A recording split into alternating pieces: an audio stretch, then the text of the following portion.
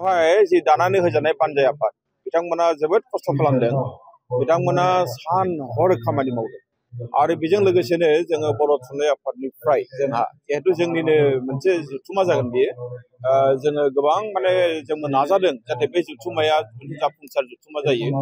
जोङो इतिमध्य गोबां आलासिखौ जोङो कन्टेक्ट खालामबाय दासिमबो नोंथांमोननो आङो दुखु मोनदों जे अफिसियेल भाबै जों दाबो फोसावनो हायाखै जोङो फैगौ 3 जानुवारि खालि जोंहा लास्ट एग्जिकिउटिभ दङ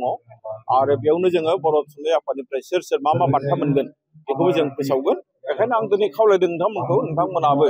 3 जानुवारि 2025 थांनानै बे जायगायाव जेरावनोखि डेम'क्रेसि बा देमु नोगोर बेवहाय थांनानै नोंथांमोनाबो जोंखौ मदद खालाम आरो बेनि गेजेरजों जों गोबां बाथ्राखौ रायजो राजानो मिथिहोनो हागोन गाहाय आलासि महरै जोङो अमित शाहखौ जों नागिरखायाखै जोंहा गिबियाव साननाया दंमोन जोंनि भारतनि गाहाय मन्थ्रि बिथांखौनो नाथाय जिहेतु जोङो दिल्लीयाव बड'लेण्ड महोत्सब जों फालिबाय 14 नभेम्बर फालिबाय बिथाङा बेवहाय फैलिया बे जोंहा बहुत स्पष्ट जाबाय दा जोङो थाङै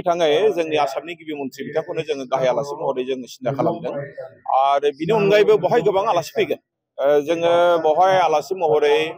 जोङो 3 रायजो बेंगिरिखौ जोङो मिजिंथिदों 3 गिबि मन्थ्रि बेवहाय बाहागो लागोन 20 हादरनि माने